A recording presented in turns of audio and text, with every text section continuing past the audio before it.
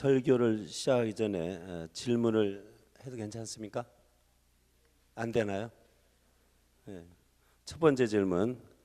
여러분, 시간이 정말 안 흐른다, 답답해 죽겠다 이런 분이 계세요? 왜 이렇게 시간이 안 가는지, 물론 이제 때에 따라서 다르겠지만 일반적으로 시간이 왜 이렇게 빨리 가지 이런 생각이 드시나요? 늙으셨습니다. 예. 저도 시간이 굉장히 빨리 가네요. 제가 미국에 온 지 벌써 만 18년이 다 돼가네요. 엊그제 온 것 같은데. 그리고 저는 이제 학교에서 선생이기 때문에 신학교에서 이제 학기 시작되고 이제 뭐 해외 강의가 뭐 이제 설정되고 그러는데 기한이 1월이 어제 같은데 금방 벌써 지나요. 그리고 이제 이번 학기도 저희 경우는 거의 끝나갑니다. 왜 이렇게 시간이 빨리 가는지 모르겠어요. 그다음에 또 다른 질문을 드리겠습니다. 여러분, 기억력 테스트입니다. 예, 여러분 혹시 유년 시절, 조금 정리해서 말씀드리면 제 나름대로 10살 이전에 그런 세월을 살아보셨습니까? 기억이 안 나나 보네요. 대답 없는 거 보니까. 10살 이전에 그러한 세월을 살아보셨어요? 아직도 기억이 안 나세요? 태어나서, 제 한국말을 이해를 못 하시는 것 같은데, 태어나서 10살까지 그런 시간을 보내보신 적이 있습니까? 이제 기억나세요? 예, 너무 오래돼 가지고. 혹시 그때로 돌아가시고 싶으신 분이 계신가요? 예? 그러면 10대를 지내보셨습니까? 이제 기억나세요? 조금씩? 예, 조금 많이 나네요. 10대로 돌아가시고 싶은 분이 계세요? 대답하지 마세요. 위험해요. 예. 그러면은 20대를 살아보셨어요? 20대로 돌아가시고 싶은 분이 계세요? 좀 계시네요. 결혼 다 하셨습니까? 결혼 전으로 돌아가시고 싶은 분이 계세요? 대답하지 마세요. 예. 굉장히 위험해요. 특별히 부부가 같이 오신 분들은. 우리가 시간 속에 살고 있습니다. 오늘 제목이 시간과 영원 사이에 서인데, 이게 잘못하면은 철학적인 무슨 강좌 제목 같이 돼가지고 오해 소지가 있는데 조심을 해야 할 것 같아요. 제가 우리가 시간 속에 사는데 태어나는 순간부터 시간이 결정되는 것 같아요. 우리 인간에게. 그리고는 죽는 시점에 그 시간이 끝나는 것 같습니다. 성경에서는 시간 말고 영원을 얘기를 하고 있어요. 영원에 대해서. 근데 재미난 것은 하나님은 영원하시고 또는 영원이시고 우리는 시간 속의 존재인데, 아주 희한한 일은 성경에서 분명히 소개하기를 영원하신 하나님께서 시간 속으로 들어오세요. 그런 일들이 성경에 다 기록된 겁니다. 예수님이 이 땅에 오신 것도 영원하신 분이 시간 안으로 또는 시공간 안으로 들어오신 거예요.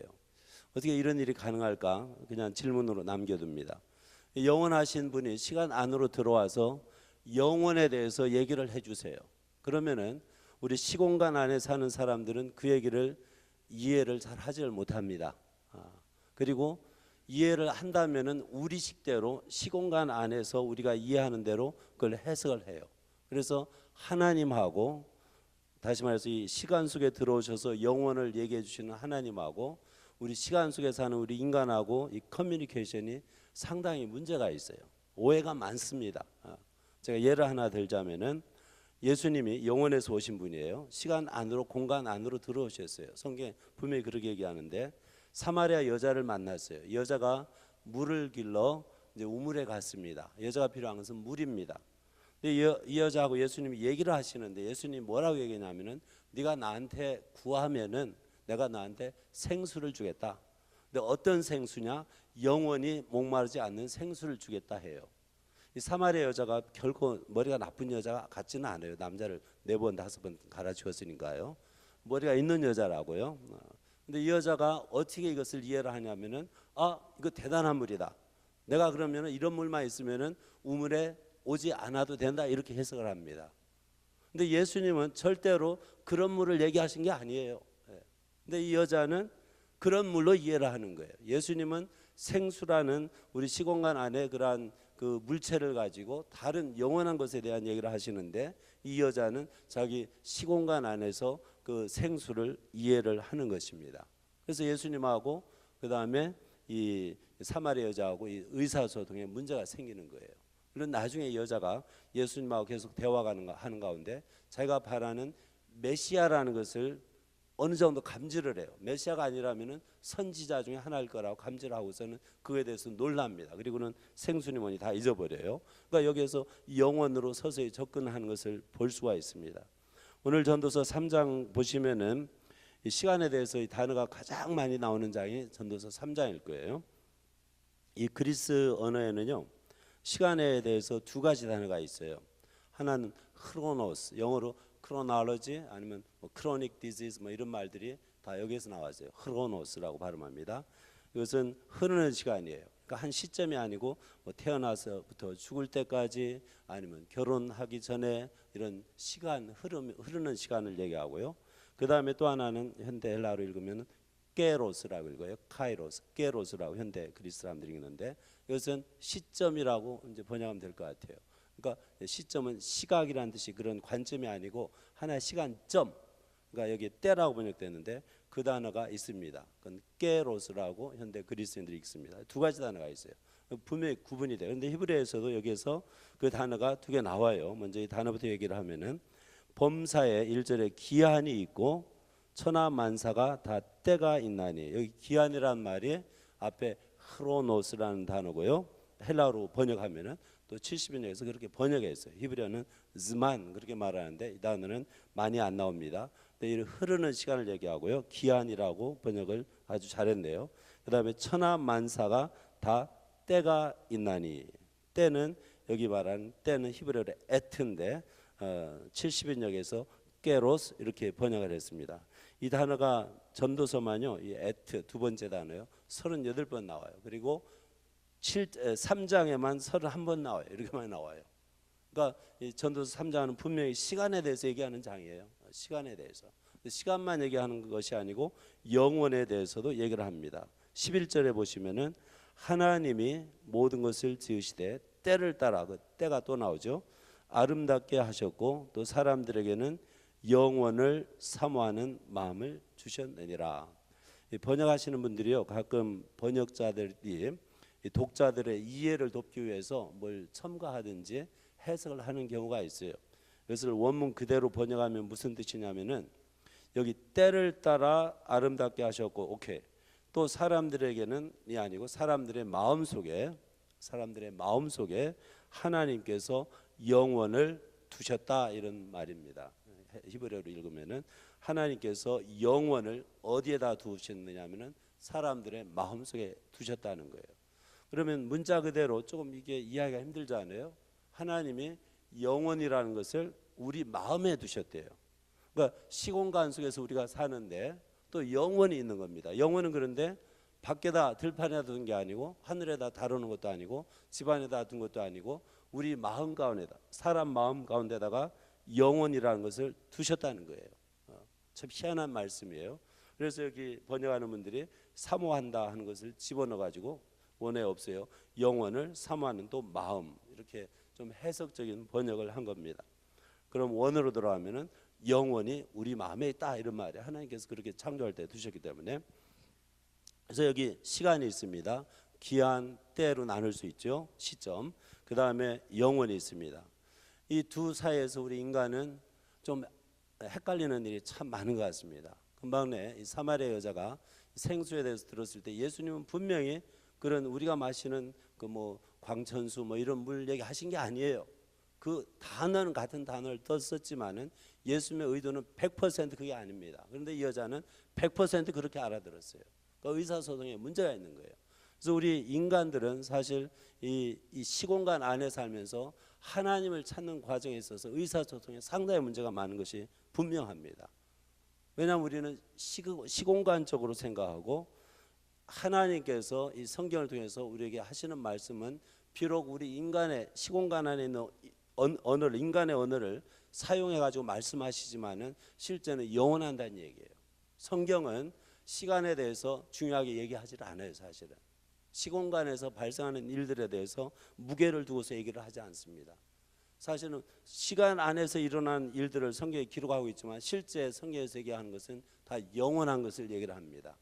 예를 들어서 그 전에 이 영원에 대해서 우리 시공간 안에 사는 사람들은 얘기를 들으면은 그런 개념들이 추상적으로 들려요. 이해가 잘 안 되고 추상적으로 들려요. 그래서 별로 우리의 그 마음을 끌지를 못해요. 그런데 이 시간 안에 있는 것들을 얘기하면은 관심이 가요. 예. 오늘 만약에 이 중국 사람들, 중국 교회는요, 그 린쇼화 그러니까 제레미 린이라고 그러나요? 농구 선수 혹시 아세요? 그 사람 오늘 여기서 설교한다면 아마 많이 나왔을 거예요. 여러분 아시죠? 그렇죠. 왜 그런지 아세요? 농구 잘하거든요. 진리를 그대로 말하는지 그건 모르지만 농구 잘하거든요. 또 기독교인이에요. 또 얼마나 사람들 끌게 했어요. 그러니까 영생이니 뭐 죄를 용서받는다느니 그 다음에 하나님과 뭐 관계를 맺는다느니 이런 얘기를 하면은 별로 관심이 없는 거예요. 왜냐하면 그것도 영원한 얘기, 영혼에 관한 얘기거든요. 그러면은 무엇이 좋느냐 하면은 예수 믿으세요. 그러면은 병 나요. 그러면 이제 관심이 가는 거예요. 예수 믿으세요. 그럼 부자 돼요. 사업 잘 돼요. 가정이 화목해요. 자녀들이 좋은 대학 가요. 그러면은 그때부터는 관심이 가는 거예요. 여러분 우리 영생을 다지기 위해서 기도해 합시다 하면 기도에 안 나와요. 여러분 자녀들이 내일 수능인데 기도해 합시다 하면 많이 나와요. 예. 그러면 금식하면서 기도합니다. 하루 종일. 그러니까 시간, 공간 안에 있는 것들은 상당히 우리의 관심을 끄는데 시공간을 벗어난 영혼에 관한 것들은 우리의 관심을 별로 끌지를 못합니다. 그래서 우리가 성경을 통해서 진리를 배우고 또 진리 속에서 우리가 영혼에 대한 많은 얘기를 듣지만 이것이 소화가 안 되는 거예요. 그리고 별로 관심이 없는 겁니다. 여기 다시 2절로부터 돌아와가지고 2절로 돌아와서 2절부터 8절까지 때라는 말이 적어도 한 절에 두 번씩 나오잖아요. 무슨 때 무슨 때. 적어도 두 번, 네 번씩 나오네요. 무슨 때 무슨 때. 그러니까 이것이 이제 시점이라고 제가 한자말로 번역을 했는데 시점들이 있는데 우리 인생 가운데 무수한 시점들이 있어요.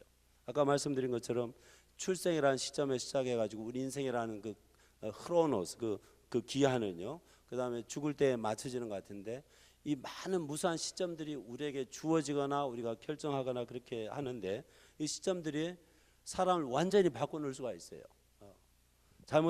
다시 말해서 시점 마지막에 지금 내가 꼬맬 때 내게 말하면은 내가 지금 꼬매지 않고 찢는다든지 그런 문제가 생기는 거죠. 찢을 때 꼬맨다 문제가 되고요. 시점을 잘 파악을 해야만 해요. 굉장히 중요해요. 시점을 못 맞추면 인생 망쳐요. 맞죠? 네. 시점을 아마 사업하시는 분들도 무슨 얘기인지 잘 알 거예요. 제가 유대인 역사를 통해서 그냥 한 가지 구체적인 얘기를 드리면요. 그 자보틴스키라는 사람이 있어요. 제가 예전에 살던 예루살렘 그 근처의 거리 이름이 자보틴스키인데 이 사람 이름이 제브는 늑대라는 뜻입니다. 제브 자보틴스키인데 이 사람이 러시아 출생 유대인인데 이제 이스라엘 팔레스타인 옛날에 왔죠. 독립하기 전에. 그리고 이 사람이요 뭔가 아는 것 같아요. 1930년대 초기에 이 사람이 동유럽에 갔어요. 폴란드, 그다음에 루마니아, 헝가리 이런 나라 유대인들이 많이 살았어요. 특별히 그 폴란드에 300만 정도 살았습니다. 1930년대. 그리고 이 사람이 피를 토해가면서 그냥 표현해 진짜 피 토했다고 믿지 마세요, 여러분. 그야말로 그냥 강렬한 그런 그 호소를 했어요. 당신네들 유대인들 유럽 떠나라고. 여기 불이 닥친다고. 왜 그렇게 생각했는지 모르지만 1930년대 초에 그냥 아주 강력하게 얼마나 간절하게 호소했는지 하여튼 열과 성을 대해서 그렇게 호소하며 다녔는데요. 사람들이 반응이 안 좋아요. 뭐 여러 가지 이유가 있겠죠. 1930년대 초에 폴란드에 한 300만 살았고 헝가리에 44만 5천 그다음에 루마니아에 98만이 살았는데 반응이 안 좋아요. 물론 가진 재산이 너무 많다든지 뭐 사업체 때문에 여러 가지 이유가 있겠죠. 거의 몇백 년 동안 살았는지 그 하루아침에 뭐 팔레스타인 아직 독립한 것도 아니고 거기에 아랍 사람들 많이 살고 영국이 통치하고 있고 거기 가봤자 뭐 가난하고 힘들고 왜 갑니까? 지금 내 모든 것이 여기 있는데 폴란드의 한 300만 유대인이 그 홀로코스트에 완전히 전멸했습니다. 그 다음에 헝가리 44만 5천 중에서 30만 5천이 죽었습니다. 루마니아 98만 중에서 36만 5천이 죽었습니다. 그러니까 이 자보틴스키라는 사람이 30년대 초반에 이제 직전입니다. 그 홀로코스트 들어가기 직전인데 그렇게 호소해가지고 얘기를 했는데 사람들이 귀를 기울이지를 않는 거예요. 그 시점만 잘 맞췄다면 그때 나왔다면은 내 재산이 1,000만 불인데 100만 불만 가지고 나온다 하더라도 그건 대단한 거예요. 일을 한 번 안 가지고 나와도 대단한 거예요. 근데 그 사람들이 시점을 모른 거예요. 그러니까 시점을 파악하는 것이 굉장히 중요합니다. 우리 인간은 내가 결정하던 시점이든 주어지는 시점이든 많은 시점들이 있어요. 우리 인생 가운데 시점에 따라서 무슨 일을 할지 아는 것이 굉장히 우리 인생엔 중요해요. 꼭 영생 우리가 찾지 않더라도. 그 다음에 9절부터 10절까지는 이 기한으로 들어와 가지고요. 우리가 사는 인생 기한이 있는데 이 흐르는 시간 동안에 이 전도서의 저자의 결론은 뭐냐면은 수고뿐이래요. 수고. 여러분 수고 많이 하십니다. 수고라는 단어가 또 여기 전도서에 38번 나오죠 아마. 수고. 1장 3절의 질문이 너무 유명한 아주 좋은 질문이에요. 해 아래에서 1장 3절입니다. 수고하는 모든 수고가 사람에게 무엇이 유익한가? 저는 이 질문 너무 좋아해요. 여러분 수고하십니다. 수고하시네요. 근데 무슨 유익이 있습니까? 그 헛수고하는 거 아닙니까 혹시? 오늘 여기까지 나오시느라 수고했는데 헛수고하신 거 아닙니까? 돈 버느라 수고 많으신데 헛수고하는 거 아니에요? 다 날리는 거 아니에요? 자식들이 엉뚱한 데 쓰는 거 아니에요? 여러분 그렇게 열심히 해가지고 저는 옛날에 시골 대학에 교수였기 때문에 시골 대학에 시골 부모들이 황소 팔고 밥 팔고 학생들 그냥 대학 보내면 대학에서 무슨 짓 하는지 알게 뭡니까? 그러니까 뭐라고 하죠? 우골 대학이요? 소 뼈다귀 대학이라고 그러나요? 그 젊은 애들이 학교 와서 노는지 무슨 짓을 하는지 부모는 그냥 뼈 빠지게 고생해가지고 수고해가지고 뒷바라지 해주는데 이 젊은 애들이 뭐 하는지 누가 알아요? 네. 여러분 수고 많으십니다. 그런데 그 수고의 결과가 무엇입니까? 우리의 인생이 그래요. 수고로 가득 차 있어요. 그런데 그 수고하는 이점이 유익이 뭔지 많은 사람들이 잘 몰라요. 네. 별로 생각 안 하는 것 같아요. 그런데 이제 말씀드린 것처럼 11절에 영원이라는 것이 이제 등장하잖아요. 시점과 시간과 영원이 등장하는데 하나님께서 인간을 창조하실 때 여기에서 하는 말이에요. 우리 마음속에다가 영원을 두셨대요. 영원. 히브리어로 올람 그럽니다. 올람. 이 올람이란 말이 여기서 정관사가 붙어가지고 하올람 이렇게 되는데 영원이라는 것을 우리 마음 가운데 두셨대요. 여기 우리 성경에 영혼을 사모하는 마음을 주셨다 이렇게 했는데 이렇게 번역해도 까지 그 문제가 없을 것 같아요. 많은 사람들이 여기 영혼에 아무것도 붙어 있지 않아요. 도대체 우리 마음속에 영혼을 두셨다고 하는 게 무슨 뜻인가? 많은 이들이 해석할 때 영혼에 대한 사모하는 것 그렇게 해석을 해요. Desire for eternity. 그러니까 영혼을 사모하는 그런 마음이 우리 인간 안에 있어요. 그걸 증명할 수 있어요. 여러분 죽고 싶습니까? 죽기 싫습니까? 대답이 없으시네요. 오늘은. 네. 죽기 싫다고 많은 사람들이 이제 생각할 거예요. 대답을 하실 거예요. 병 나면은 싫어요. 왜 싫은지 아세요? 병이라는 것이 죽음에 가까이 가는 일종의 그러한 수단이 될 수가 있거든요. 그러니까 죽음하고 연관이 있다든지 죽음으로 가는 것을 싫어합니다. 이게 모든 인간의 속성이에요. 죽는 걸 무서워해요. 그것은 뭘 입증하냐면은 우리 인간이 영혼을 사모하는 마음이 있는 거예요. 네. 영혼을 추구하는 성향이 있는 거예요. 어떤 수의학자라고 그럽니까? 수의사가 얘기하는데 기독교 수의사예요. 어느 잡지에서 봤어요. 동물들은 죽음을 자연스럽게 받아들인다네요. 양반이 동물이 돼서 얘기를 해본 건지 저도 모르겠어요.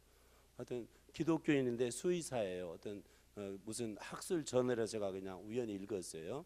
근데 동물들은 죽음을 받아들인대요. 그 코끼리 얘기가 있잖아요. 죽을 때가 되면 자기가 알아서 그 무덤이 있는데 찾아가 가지고 그런 얘기가 있잖아요.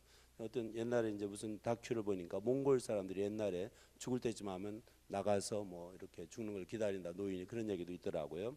그다음에 페르시아 그 배화교 불섬기는 조로아스터교에서는요 시체를 독수리에다가 밥으로 줍니다. 광야에다 갖다 놓고. 어쨌든 죽음을 받아들이는 것은 흔한 일은 아니에요. 우리 인간사에서 죽음을 거부하고 죽음을 조금 연장시킨다든지 그 시점을 늦춘다든지 그런 수고를 하는데 그게 바로 우리 인간에게 영혼을 사모하는 그런 성향이 있는 것 같아요. 근데 그것을 그 영혼이라는 것을 하나님이 우리 마음 가운데 두셨다는 겁니다. 그것이 11절의 내용이에요. 모든 것은 때를 따라서 아름답게 지으셨는데 또 우리 마음 가운데는 영혼이 있어요. 그러니까 우리 인간이 참 이게 이 영혼하고 시간 사이에 껴가지고는 헷갈리는 인생을 사는 거야 한마디로. 시간 속에서 우리가 모든 걸 누리고 싶은 거예요. 맞습니까, 여러분? 여러분, 이 시공간 안에서 인간으로 태어나서 아주 그냥 가난하게 살고 싶습니까? 아니면 넉넉하게 살고 싶습니까? 대답 안 해도 제가 답을 다 알아요. 하지 마세요. 예. 굉장히 건강하게 살고 싶어요? 아니면 날마다 그냥 병들어 살고 싶어요? 예. 우리가 시간에서 다 누리고 싶은 거라고요. 예. 뭐든 팔자 펴보고 싶다는 말이에요. 그런데 그러니까 또 그걸 추구해요. 그런데 그러면서도 영혼을 추구하는 마음이 또 없지는 않아요. 그래서 예수를 믿는 거고, 그래서 종교를 갖는 거고, 또는 그 종교를 통해서 내 시공간 안에서의 삶을 좀 누려보고자 하는 마음이 있는 거죠. 그런데 다시 말씀드립니다. 성경의 진리는 시공간에 대해서 절대 강조를 하지 않습니다. 그래서 만약에 우리가 기독교인으로서 하나님을 믿고 예수를 섬긴다고 할 때 시공간에 관심을 더 많이 가지면은 예수님이 말씀하시는 진리를 이해를 할 수가 없습니다. 다 헛수고입니다. 다 헛수고예요. 이게 그냥 쇼하는 거예요. 한마디로 연기하는 거예요. 연기라는 것은 그리스 성경에서 헬라 신약 성경에서 위선자라 이렇게 번역한 히포크릿, 헬라에서 왔습니다. 연기란 말이에요. 우리가 그냥 종교 연기를 하는 거예요. 저는 신학교 교수로 연기하는 거고요, 목사, 장로, 집사로 연기하는 거예요. 성가대원으로 연기하는 거예요. 만약에 우리가 영원이라는 것을 그냥 핑계 삼아가지고 영원하신 하나님을 우리가 그분하고 소통하면서 시공간 안에만 관심을 두면은 다 쇼하는 거라 이거예요. 그러면 진리를 모르는 거예요. 문제가 심각한 거죠. 12절부터 15절까지는 전도서 기자가 시간, 기한 안에서, 인생의 기한 안에서 즐길 수 있다는 거예요. 또 즐기라는 거예요. 그러니까 이건 굉장히 긍정적인 말이네요. 그러니까 즐겨라 이거예요. 먹고 마시고 일하고 다 즐기라는 거예요. 그럼 도대체 이게 무슨 얘기를 하는 건지 계속 헷갈리잖아요. 도대체 우리가 하나님을 믿는 기독교인으로서 날마다 하나님 제게 건강 주세요, 제게 긴 수명 주세요, 제게 돈 주세요, 좋은 사업체 주세요, 우리 자녀들 잘 되게 해주세요, 이게 우리 기도 내용들이지 않아요? 이게 다 시공간 안의 것들인데, 그리고서는 하나님 우리에게 영생 주겠다는 건 감이 안 잡혀요. 도대체 그게 뭐지? 나중에 죽어서 천당 가나 보다, 죽어서 다시 보자, 이런 조예요. 지금 천당을 즐기고 싶은 마음은 없는 거예요. 영혼이라는 걸 우리가 다시 생각할 때에 성경에서 말한 영혼은 긴 시간이 아닙니다. 하나님은 영원하시다 그럴 때 하나님은 과거에도 존재하셨고 지금도 존재하시고 또 내일도 죽지 않고 계속 살아가실 것이다, 그런 뜻이 아니에요. 저는 영혼이라는 말을, 성경에서 말하는 영혼이라는 말을 어떻게 이해하냐면은 시간의 반대 개념으로 이해를 합니다. 시간의 반대 개념. 시간을 벗어나면 영혼인 거예요. 영혼이 아닌 것은 시간인 거예요. 그러니까 예수님이 이 땅에 인간의 모습으로 오셨다는 것은 제가 볼 때 이건 기가 막힌 사실이에요. 왜 기가 막힌 사실이냐면은 이분은 영원하신 하나님이세요. 시간이, 공간이 그분을 제한할 수가 없습니다. 예수님한테 뭐 태어난 날이 있고 유년기가 있고 뭐 사춘기가 있고 죽는 때가 있고 웃기는 말들이에요. 한마디로 영원하신 하나님한테 어떻게 그런 일이 가능합니까? 근데 예수님이 인간의 모습으로 이 시간 안으로, 공간 안으로 들어오신 거예요. 이건 대단한 일이에요. 이게 바로 복음이에요. 그럼 왜 영원하신 그분이 왜 시공간 안으로 들어와 오셨느냐 이거예요. 그게 진리거든요. 그게 기독교 진리. 왜냐하면 그분이 우리를 창조하셨는데 또 시공간 안에다 우리를 두셨는데 우리를 너무나 사랑하기 때문에 우리를 구하시려고 그 방법을 취했단 말입니다. 그것이 바로 복음이에요. 그리고 우리한테 그 영원한 얘기를 하시는 거예요. 너희들 시공간 안에서 그냥 살다가 그냥 끝나는 그런 인생으로 그 짐승처럼 그렇게 살지 말라 이거예요. 하나님이 인간만은 일반 다른 피조물하고는 다르게 영원성을 주셨습니다. 그 마음에 영원한 것을 추구하도록 했었어요. 하나님과 같은 존재로 살 수 있도록 가능성을 이미 만들어 놓은 거예요. 우리가 또 그것을 추구해야만 합니다. 그래서 예수님이 이 땅에 오신 거예요. 그래서 우리 믿는 사람들이 정말 믿는 사람이라면은 뭘 알아야만 하냐면은 우리는 영원을 추구해야만 합니다. 기독교인이 영원을 더 중요하게 생각하지 않고 시공간 안의 것들만 더 붙잡고 그냥 아둥바둥하면은 뭐라 합니까 우리말로? 표현을 못 하겠네요. 그냥 이 시간 안에 있는 것만 붙잡고 그렇게 노력하면은 또 그렇게 열심히 기도한다거나 그러면은 그 가짜일 가능성이 클 거야 아마. 정말 믿는 사람이라면, 정말 하나님의 사람, 정말 진리를 깨닫는 사람이라면은 하나님 우리에게 우리 마음에 두신 그 영혼을 사모하게 돼 있어요. 안 할 수가 없어요. 영혼을 사모해야만 해요. 그런데 사모하라고 해도 너무나 추상적으로 들리기 때문에 사실 사모가 안 될 겁니다. 그래서 도대체 영혼을 추구하는 게 뭐냐? 예수님 말씀에 요한복음에 나오는데 영생에 대해서, 영원한 생명에 대해서, 뭐 영혼이나 같은 개념이죠. 설명을 아주 잘 해놨어요. 요한복음에 이렇게 말해요. 도대체 영생이 뭐냐? 영생이 뭐냐면은 하나님을 아는 것, 또 그분이 보내신 그리스도, 지금 말한 것처럼 그 예수님을 아는 것이 영생이라네요. 그 아는 게 영생이래요. 다시 말해서 우리가 하나님하고 관계, 그분이 이제 창조주, 우리가 피조물인데 그분하고 소통함에 있어서 우리가 그분을 알면 알수록 인간이 무엇인지 알게 되는 거예요.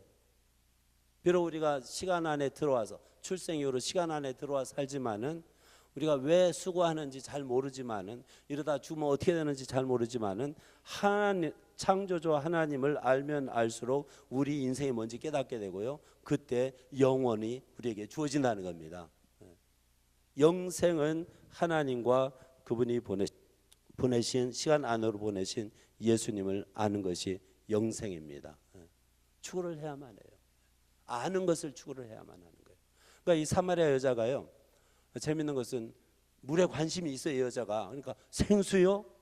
야, 그거 참 신나네. 내가 날마다 여기 물 길러야 하는데 그것도 몇 리를 걷는지 모르지만은 이렇게 수고를 하는데 집에 생수가 있으면 철철 넘치면은 뭐 수고할 필요가 없잖아요. 얼마나 좋아요. 그런데 알고 보니까 이분이 신통치가 보통이 아니거든요. 선지자다. 자기 비밀을 다 아세요, 예수님이. 그리고서는 메시아라고 이제 예수님이 이제 밝히시니까 그때는 예수님에 대해서 알면서 뻥 터지는 겁니다. 그리고 물이고 뭐고 다 내동댕이 치고 동네로 들어가서 전도하기 시작하는 거예요. 내가 이런 분 만났다고.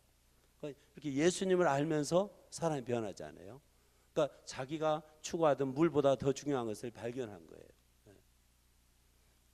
영생을 추구하는 사람들은 하나님을 알려고 노력합니다.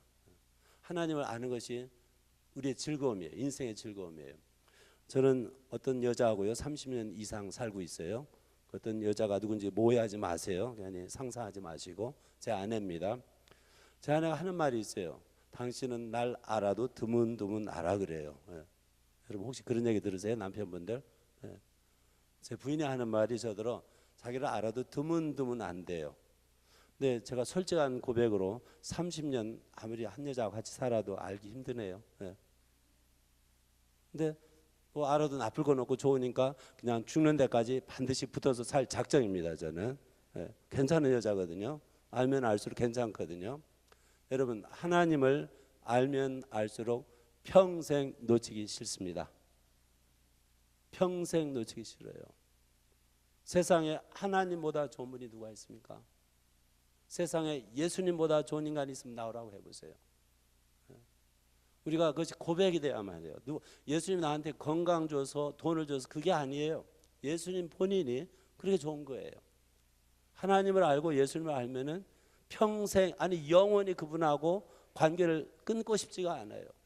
그게 바로 영생입니다. 여러분, 우리가 예수 믿어서 영생을 얻는다고 합시다. 그런데 예수님이 별로 마음에 안 드는 점이 있으면 여러분 실망하지 않을까요? 우리 인간은요, 아무리 완벽한 사람이 없기 때문에 실망을 해요. 저도 마찬가지예요. 부부지간 실망할 수 있거든요. 인내하면서 살 수밖에 없어요. 그런데 우리 예수님은요, 그분하고 살면서 인내할 필요가 없어요. 여러분, 마음 놓으세요. 하나님하고 영원히 살아도 내가 참아줄 일이 없습니다. 그분이 참지 내가 안 참아요. 이렇게 좋으신 분하고 우리가 그분을 알면 알수록 영원을 우리가 좋아할 수밖에 없다는 거예요. 그러면은 이 세상의 시간 공간 안에 있는 것들이 가치가 점점 떨어져요. 필요 없다는 게 아니에요. 건강 좋지요, 돈 좋지요, 아이들 잘 되는 거 좋지요, 다 좋아요. 친구 좋지요, 다 좋아요. 노는 거 좋지요, 누리는 거 좋지요. 근데 그런 것은 이 하나님하고, 하나님을 알고 그분하고 같이 사는 것보다 더 재미있지 않아요, 여러분. 그게 복음입니다. 그게 우리가 추구해야만 하는 거예요. 하나님께서 우리에게 그러한 영혼을 두셨어요. 그런데 문제는요, 이 영혼이란 말이 올람 그러는데 이게 성경 히브리어는 그런 의미가 나오지 않습니다. 근데 중세 히브리어 또는 미슈나 히브리어라고 하는데 예수님 당시에 그 당시 히브리어부터 이 올람이라는 단어에 다른 뜻이 그때부터 들어가기 시작한지 그 전에 있는 건 저도 모르겠어요. 현대 히브리어는 많이 쓰여요. 올람이라는 말이 두 번째 뜻이 있는데 영혼 말고 세상이라는 뜻이 있습니다. 희한해요. 현대 히브리어에서는 올람하면 거의 세상이라는 뜻이에요. 같은 단어인데 성경에서는 대부분 영혼이라는 뜻이에요. 그런데 현대 히브리어까지 아니면 예수님 당시에도 이미 올람이란 말에 히브리어에 세상이라는 뜻이 있어요. 하나님께서 이 올람을 우리 마음속에 두셨는데 사람들이 영혼을 찾지 않고 세상을 너무 좋아하는 사람들이 많습니다. 그러니까 세상하고 시간 공간 속에 세상하고 영혼하고 헷갈리는 것 같아요. 단에서부터. 여러분 헷갈리지 않기를 주의 이름으로 축원합니다. 하나님을 알고 예수님을 알면은 영원히 좋습니다. 영생은 지금 예수 그리스도를 믿고 구원받은 순간부터 영생을 사는 거예요. 우리가 죽고 나서 심판 거치고 그때부터 영생 그렇게 말하지 않아요. 예수님께서는 영원히 산다고 그랬습니다. 그것이 영생을 추구하는 것이고요. 그 다음에 두 번째 시점, 때라는 단어가 여기 많이 나오는데 그 얘기를 해볼 거예요. 1절 하반절부터 아니면 1절부터 8절까지 다 무슨 때 얘기하는데 저는 한 가지 믿는 게 있어요. 10계명 우리가 말하는 10계명 중에 안식일을 지키라는 계명이 있습니다. 정확하게 계명이 아니고 말씀이에요. 10가지 말씀. 구약에서 계명이라고 쓴 적이 없어요. 10가지 얘기할 때는 10가지 말씀. 옛날에 데칼로그가 아주 정확한 번역입니다. Ten Commandments. 현대 번역은 히브리하고 좀 달라요. 데칼로그는 라틴어에서 또는 헬라에서 온 건데 10가지 말씀이라는 뜻입니다. 그래서 히브리어로 표현할 때 서너 번 나오는데 항상 10가지 말씀. 10가지 말씀 중에 안식일을 지키라는 것이 있는데 이 안식일을 지키라는 것을 신명기에서 해석할 때 여러 가지 절기라든지 시간에 대해서 하나님 얘기를 하세요. 그러니까 7일을 한 단위로 유닛으로 만들어 가지고 하루는 쉬는 날로 쉰다 하는 말은 정확하게 쉰다는 게 아니고 일을 멈춘다는 뜻입니다. 샤바트 안식이라는 말은 멈춘다는 뜻이에요. 일을 하지 않고 멈추는 거예요. 그러니까 쉰다는 결과가 이제 생기는 건데 하나님께서 이 시간을 정하신 거예요. 또는 시점을 정하신 거예요. 그러니까 인류가 이 모세가 받은 그 하나님 말씀도 시작해 가지고 일주일에 하루 쉬는 이제 습관이 전 세계적으로 퍼졌잖아요. 하나님 정하신 거예요. 제가 한 가지 믿는 건 뭐냐면은 우리가 예수를 믿어서 하나님 자녀가 되는 순간부터 우리의 시간을 또는 스케줄을 하나님이 관리하기를 원하세요. 저는 이걸 믿습니다. 내 시간표대로 못 살아요. 예수 믿기 전에는 내 마음대로 내가 시간 정하고 언제 뭐하고 언제부터 뭐하고 이렇게 세웠는지 모르지만은 예수를 믿는 순간부터 내가 어디서 언제 무엇을 하는지 하나님이 이미 계획을 해두신 것 같아요. 그런 믿음이 있어요. 그러면은 건강한 그리스도인은 어떤 사람이냐면은 하나님 스케줄에 맞춰서 사는 사람. 불행한 그리스도인은 어떤 사람이냐면 하나님 스케줄하고 항상 맞짱 뜨는 사람. 하나님 follow me 날 따르세요 이런 사람들. 나는 계획이 이러니까 당신 내 비 맞추세요 이런 사람들. 내 비 안 맞추면 다음 주 11주 안 내 이렇게 위협하는 사람들. 하나님 내 뜻 안 이루어주면 다음 주 나 안 나와 이런 사람들.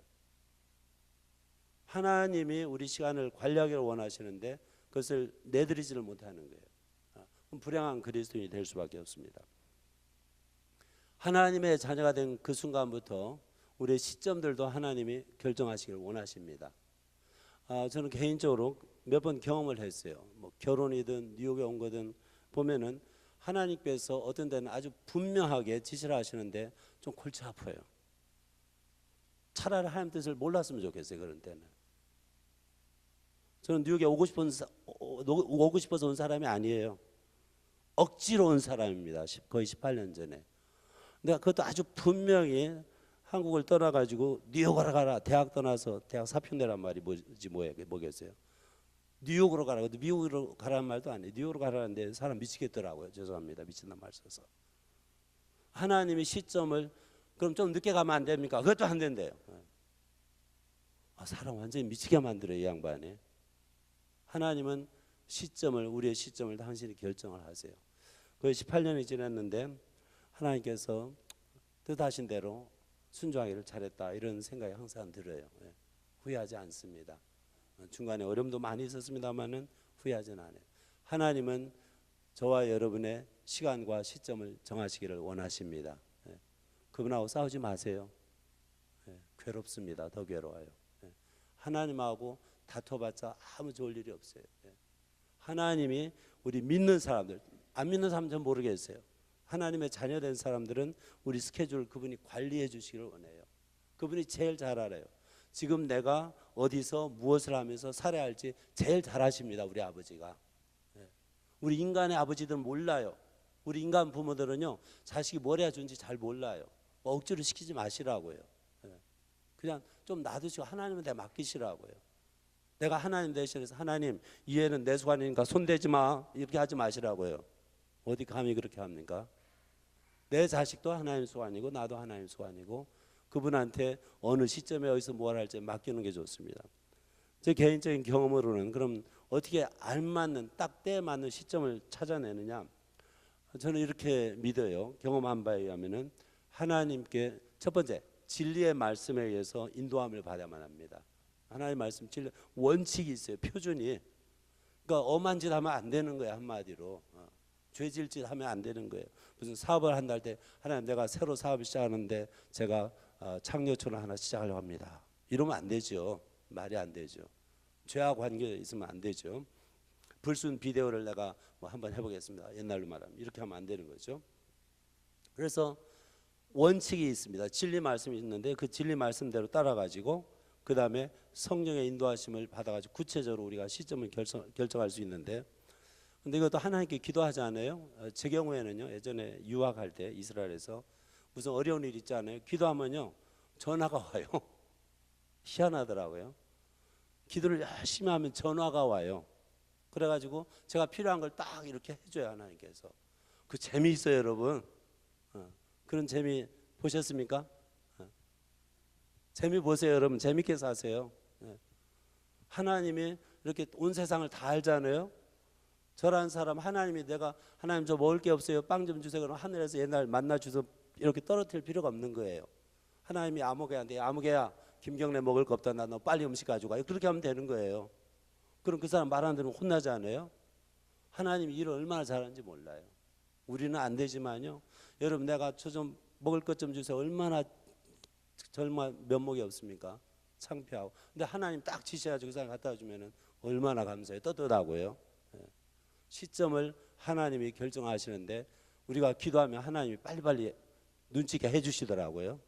얼마나 눈치가 빠르신지 그런 경험을 하시기 바랍니다. 그 다음에 순종하면 할수록 하나님이 우리에게 올바른 시점으로 인도를 해주시는 것 같아요. 많은 사람들이 말은 안 들어요. 순종을 안 해요. 그리고 하나님이 자기 말 안 듣는다 화를 내요. 얼마나 어리석은 일입니까? 하나님 말씀에, 진리 말씀에 순종하시기를 바랍니다. 그 다음에 이 기한에 대해서 여기 9절하고 10절 노고로 충만한 그 기한, 그 다음에 12절부터 15절까지 우리가 사는 인생 기한, 이 기간 동안에 즐거워하라. 먹고 마시는 거, 일하는 거, 네 손에 무슨 일을 하든지 즐거워하라 그러는데, 우리가 영원을 추구하는데요, 또는 영생을 예수 믿는 그 순간부터 즐길 수 있는데, 하나님을 알고 예수님을 알므로써 즐길 수가 있는데, 그럼 도대체 우리 인생은 뭐냐 이거예요. 아닌 말로 내가 예수 믿어서 이미 영생을 얻었으니까 빨리 죽고 천국 가서 살까? 그런 것도 많은데, 그래서 어떤 이단의 그 괴수라고 합니까? 이단들은 사람들을 이끌고 가서 집단 자살하고 그러지 않아요? 그 다음에 이슬람에서는 뭐 너 빨리 순교하면 뭐 70명 뭐 선녀가 기다린다 이런 식으로 꼬시잖아요. 하여튼 온갖 하여튼 사악한 그러한 발언들이 많잖아요.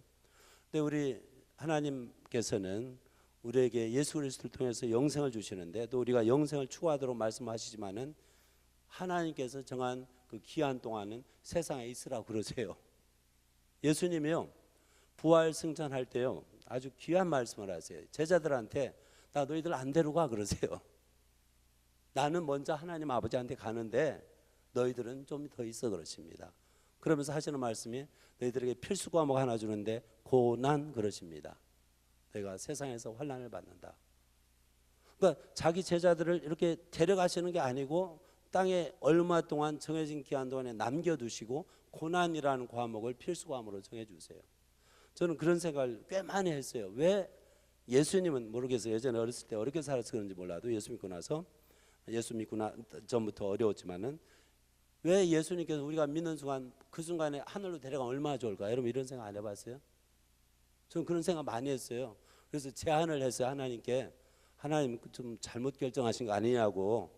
이 세상에 수고도 많고 괴로운 일도 많은데 하나님 믿는 사람들, 예수 믿는 사람들, 구원받은 사람들 그 순간에 다 데려가시지 그러느냐고. 하나님이 노 그러시더라고요. 성경에. 예수님께서 제자들을 땅에 남겨두고 가시는데 정해진 시간까지 남겨두시는데, 근데 사도행전 1장이에요. 예수님께서 이 제자들이 예수님 가시기 직전에 또 땅에 있는 땅의 일들에 대해서 관심이 많아요. 언제 이 이스라엘 나라를 회복해 주십니까? 땅의 일이에요. 이 사람들이 뭐 거창하게 하늘나라로 생각하고 얘기한 거 아니에요, 분명히.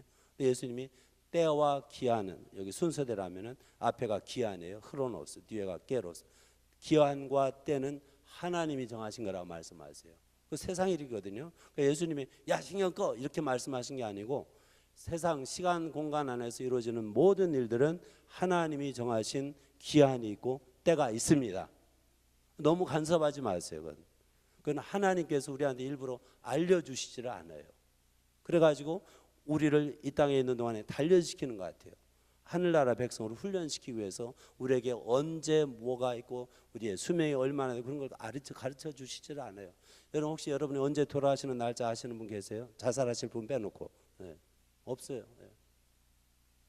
언제 뭘 할지 이걸 몰라요. 네.